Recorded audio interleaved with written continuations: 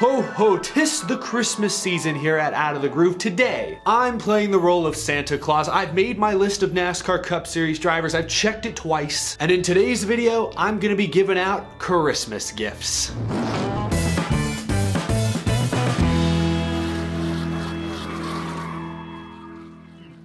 How's it going, y'all? My name is Eric. Welcome to a special episode of Out of the Groove. It's the holiday season. I figured we could have some fun on the show today. You know, NASCAR drivers are professional athletes. They race on TV every week in front of millions of fans, major corporate sponsors backing them, so the general perception is that most NASCAR Cup Series drivers are pretty well off. They've got everything they need. In many cases, they've got everything they want. And this time of the year, those are the kinds of people that can be the hardest to find presents for. Well, I'm wearing the Santa hat, and today I'm going to attempt to do just that. We're gonna have some fun today. I've got a list of some high-profile NASCAR Cup Series drivers, and I'm gonna give them exactly what they need this Christmas season. I've got my magical Christmas present right here. This box holds what every NASCAR driver needs most. Today we're gonna find out who's been naughty and who's been nice. Let's get things started with Kyle Busch. This Christmas season, I'm giving Kyle Busch the gift of practice. Well, technically, I guess NASCAR is the one giving him the gift of practice, but Kyle Busch could absolutely use it. Remember, in 2019, Kyle Busch was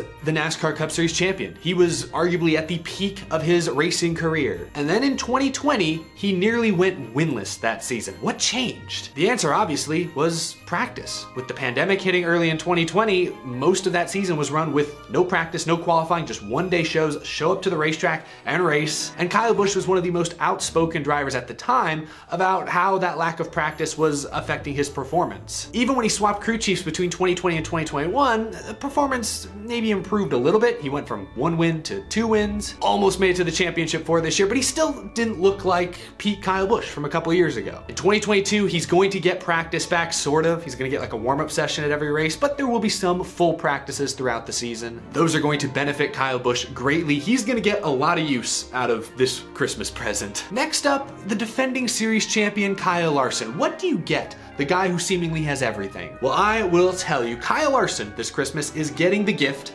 of superstardom. Yes, that's right. Kyle Larson is about to become the face of NASCAR for at least the next 10 years. He's arguably the best, or at least one of the best stock car drivers in the world. I think he's arguably one of the best, if not the best, all-around race car drivers in the Western Hemisphere. He just won a NASCAR championship. Get this man on TV. Get him in commercials, get him his own docu-series, etc., etc. Seeing him in Abu Dhabi for the F1 World Championship a couple weeks ago was a good start. Last week he was on like CBS, did some interview. That's good, but we need more. You know, Bubba Wallace isn't winning a championship anytime soon. Chase Elliott, it's kind of dry. Hailie Deegan's running 20th in the trucks. Kyle Larson is the defending series champion. NASCAR should not be afraid to trot him out front of the parade and make him the face of the sport. Make him a superstar. You know, when he won the championship last month, I thought we'd see some more commotion in the mainstream. You know, headlines, Kyle Larson, who was suspended last year, wins NASCAR championship. I expected some criticism, if you will, some very public mainstream criticism, and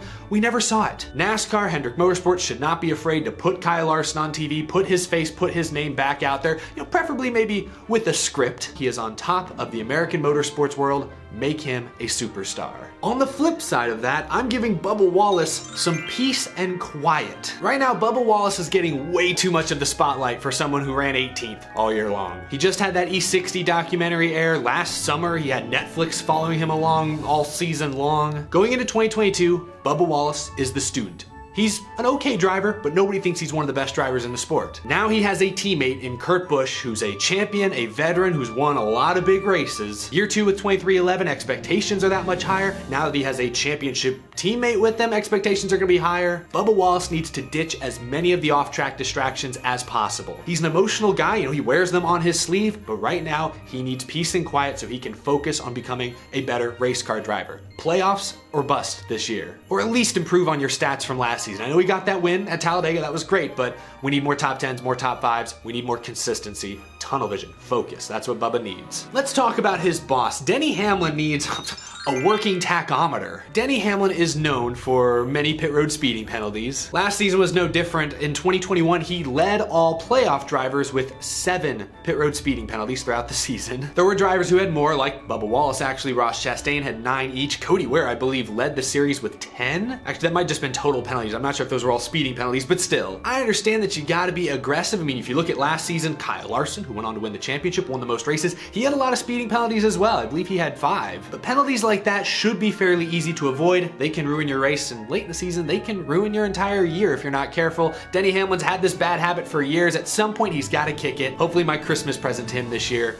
helps with that. I know with the next gen, there actually have been some more conversations about a pit limiter. Don't know if those have gone anywhere, but that could be Denny Hamlin's actual Christmas gift if that happens. Next up, Ryan Blaney. This year, Blaney is getting a role in the next Spider-Man movie. Yeah, I know this video isn't very serious anymore, but I am serious about this. Ryan Blaney posted last week on Twitter that he was at the Spider-Man No Way Home movie premiere in Hollywood, which is pretty dang cool. I don't know how he keeps getting invited to these things. He posted these shots on the red carpet, pretty nice, but Bubba Wallace noted on Twitter that in this shot, none of the cameras are even pointed at him. I'm sure somewhere that were off camera. I'm sure a lot of them took photos, but still, this photo, whether intentional or not, makes a good point. Ryan Blaney is nearly universally liked by NASCAR fans. He doesn't have quite the same amount of rabid support that Chase Elliott has, but he certainly doesn't have the same number of haters Chase Elliott does. Like, nobody dislikes Ryan Blaney. He's young, he's kind of geeky, he likes Star Wars, he likes Spider-Man. Everybody likes Ryan Blaney. So why are we not getting him out front even more? Like, he's had small cameos in a lot of things NASCAR's done. I think those should continue. He was in The Crew, he was in Logan Lucky, I believe he had a brief role. I know he's voiced characters in Disney shows. He was in Cars 3, so they've done a good job of this, but we need even more. Ryan Blaney's coming off a breakout season where he won 3 races for Team Penske. Right now, he's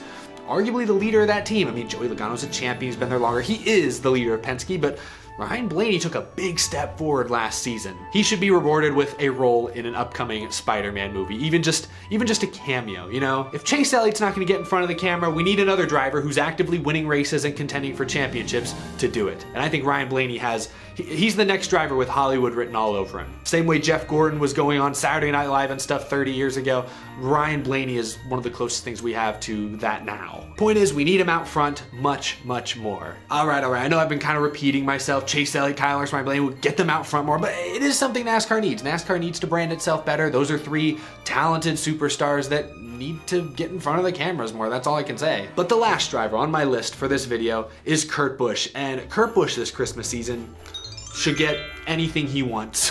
Yeah, this is kind of a wild card, kind of a cop-out, but the more and more I think about it, the more I realize just how important he is going to be to 2311 racing next year. Remember during the Charlotte Oval Test last month when Denny Hamlin, said this? Kurt's new boss, he said, "I underrated his talent. I worked with him at the Charlotte test. He's not good, he's great. He was faster than all of us the whole test, the JGR cars. He's everything that his previous teammates said he was going to be so far." Whatever Kurt Busch wants this Christmas, Denny Hamlin needs to deliver. I know that's my job. I'm saying I'm supposed to be the one to deliver, but I don't have access to Kurt Busch's Amazon wish list. But whoever does, Denny Hamlin, Michael Jordan, they should get it for him because Kurt Busch is going to be an invaluable asset to this team. He made that one car and really all Chip Ganassi Racing noticeably faster when he joined them in 2019. He was one of the drivers that helped speed along Furniture Row's rise to prominence 7 years ago, however long ago it was. He's mellowed out since his Penske days 10, 11 years ago. Now he's just an extremely talented race car driver who understands how to give effective feedback, who knows how to work with teammates. For a second-year team with all this pressure and a lot of funding, Kurt's also bringing Monster Energy over, the only thing that team was really lacking last season was a guy who had experience winning the big races, winning the championship.